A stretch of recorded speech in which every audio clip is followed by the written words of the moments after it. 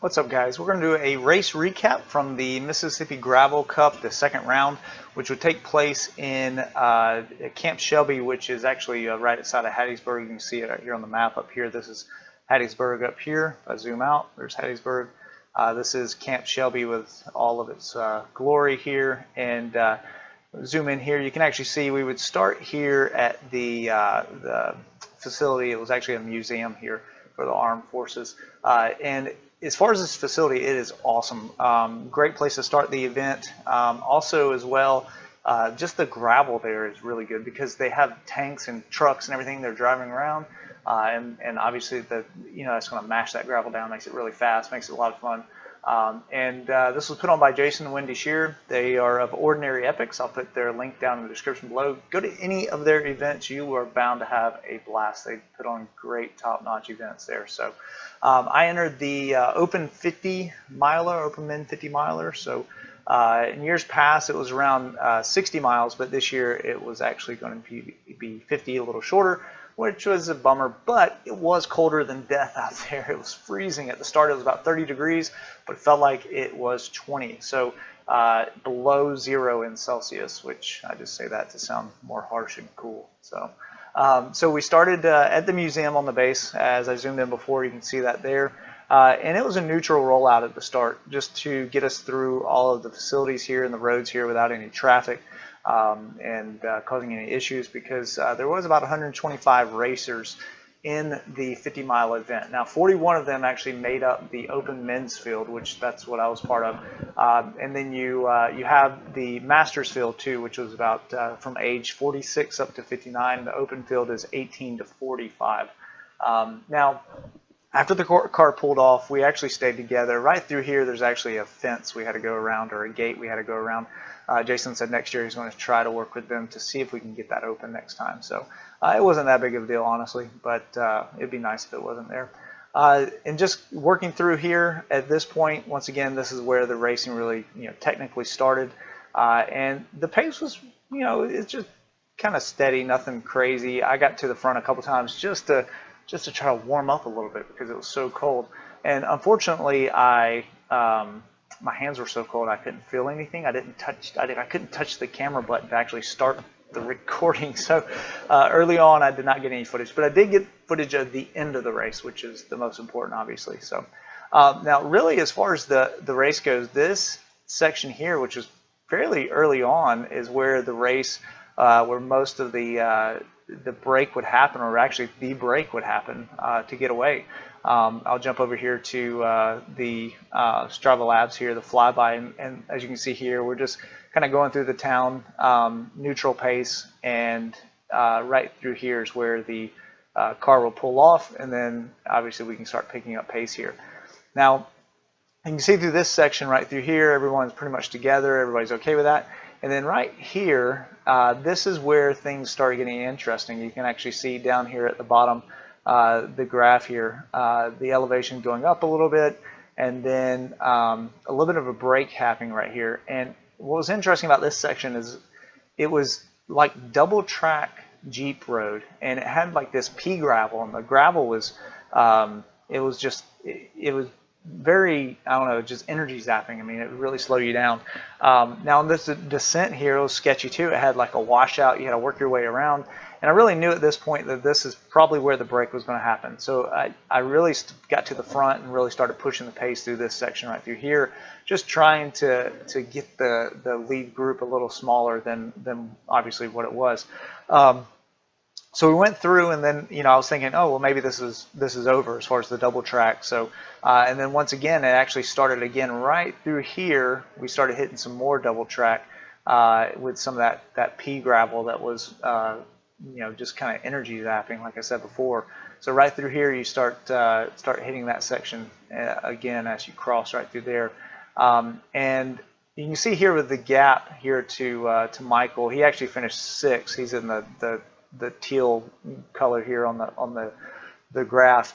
He finished 6th in the Masters class. He actually finished about 13 minutes behind us, but you can kind of see the next gap happening right here. And then what was really cool as far as like this section right here, whenever you turn to go right here, you could look back on this section right here, and you could just see, just like it looked like I don't know, like Paris-Roubaix or something like that. Like it was just, you had different groups of people together, and you know, really they were just all broken up, and you can kind of see right through here. You know, there's no tree cover, there's nothing. It's just wide open field. So as you're riding through here and looking back to see what, you know, kind of damage was done, you can really see just chunks of groups of people coming through. So, but at this point, we actually were set up a group of about 5 of us to actually start getting away. Now here is the group of 5 of us. This is me right here in the back. You have Elliot right here. He was in my my class, the 18 to 45 age group. And then you have Kevin McGill, also known as Bulldog. He's the one that, you know, if you haven't seen my previous video, he is almost impossible to drop. He just latches on and stays on for forever. And then over here you have Brandon, and he was in my class as well. And then you have Trey right here, who was in Kevin's class. So as far as the classes go, all of us here, we're going to be on the podium. I didn't know that at the point, but you know, pretty much, you know, the 3 of us, Brandon, Elliot, and myself, we're in the masters. We're in the open class, and then Kevin and Trey right here are in the masters class. Now, pretty much after this section right through here, after the break was made, and if we go back to the flyby, you can see right around in this area here. So you're looking about you know, mile 12, 13, somewhere in there. This is where the break actually, you know, took place here. So, and I'm going to pull this down so we can kind of see. You can see right through here, a few of us, like Trey, actually was gapped a little bit right through here. And after he got to the open section, after we backed off on the pace a little bit, he was able to close back down on us right there. So in that big open section. Now, for the most part, you can see here, we basically just stay together for the rest of the event. And my thinking on this event was like, okay, you know, establish the break and then just kind of see what happens. And I think most of us were kind of tired at this point, and it wasn't necessarily the, you know, the efforts that were going on that was wearing us out or anything like that. It was more so just the cold. Like my legs, I couldn't get them warmed up at all. It was just horrible. But yeah, we just continued on along here, working together really, really well. Trey did have some issues with his shifting where he couldn't shift to like one of his hardest gears, which was horrible, especially for some of the faster downhill things. But he stayed on with us, which was great. Now, right through here, this is the section, and coming into the event, I knew this. Right here about mile 38, you can see that the race really turns right here and heads north. There was a strong north wind, so I knew that if no one had broken away at this point, then probably no one was going to break away.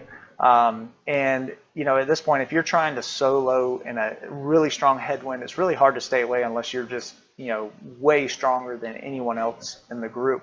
And all of us were pretty even. So at this point, I knew that it was really just a point of saving energy for the sprint, you know, because once again, this is not a huge, you know, a lot of climbing. There's not really a lot of opportunities to get away.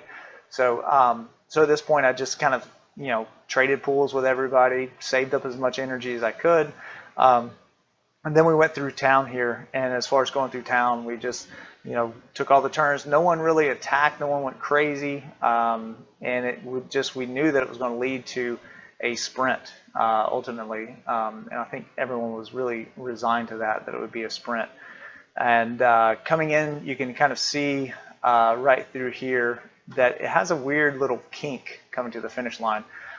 So you would actually come up here, and as you're coming up, you could see the finish banner, or, you know, inflatable, you know, archway or whatever it is, right through here. And so coming up to here, let's check out the video and see actually what happens.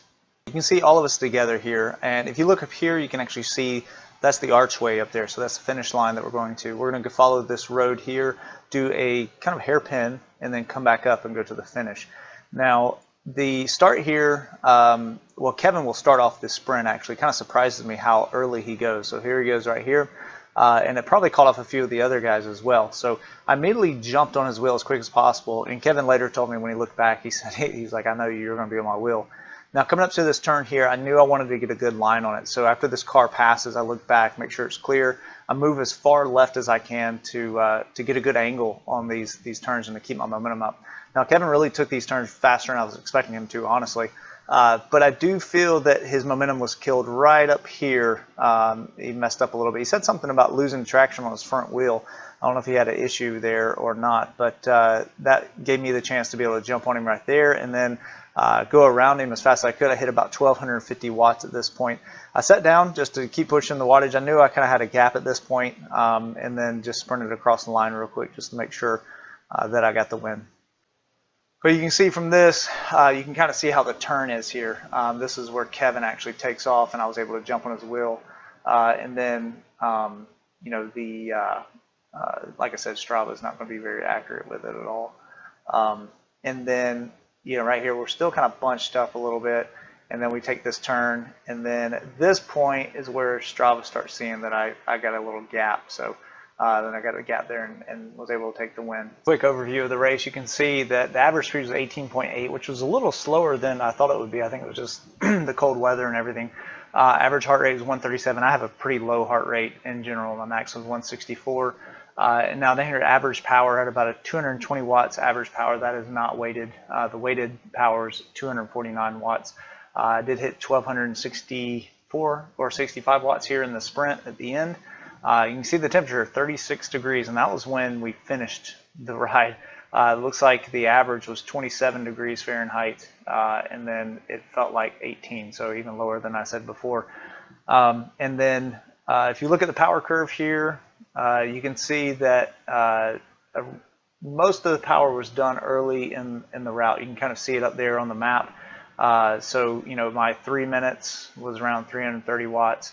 That was the kind of second punch that we did there on the hill.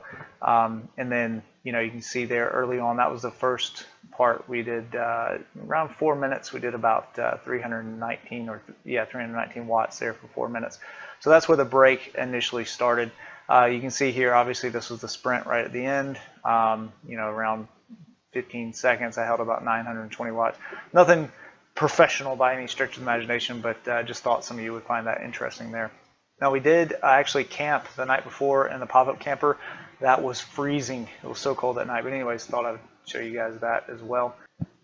Now let's look at the bike I actually used. This is my custom Blackwater 3-notch bike that I designed myself. Has crazy short chain stays. And the way I run it is a 1x14 setup. Yes, 1x14. I know it sounds crazy. With the Archer D1X. This is actually made for mountain bikes, but you can make it any speed whatsoever, and it's a wireless system there. Running the TRP Hilux brakes, which work really well. And I'm using some Yolo, I guess how you pronounce it. It's a Chinese brand. Rims, they have about 22mm internal width. And they're mounted with some Continental Speed Rides, which are actually just like some basic commuter tires. They only cost like 25-30 bucks. They're not rated for tubeless, but I actually use them tubeless. I just run an extra rim strip on the inside of the tires, so or the rim, so that way it takes up the gap. So I run these tubeless, super fast tires, and they work really well. Obviously, you can see here I have the SRAM crank set. 170mm cranks, which seems kind of short for me. I'm about 6'1", but I do like a shorter crank. And then this is a 48-tooth Garbaruk oval chainring that I used in the race there, so that worked really well. If you have any other questions about my bike here, you can obviously ask in the questions below, in the comments below. But yeah, bike worked amazing. It was really well in the sprint too. It was it just took off super fast. It was nice. Those short chain stays are very jumpy, so that worked well. Event once again, a lot of fun. I hope you found this video somewhat interesting and not too boring, but thanks for watching. If you've enjoyed it, be sure to subscribe to the channel. That helps me out tremendously. Like it, share it with anyone who plans on going to any of these events, and we'll see you in the next video.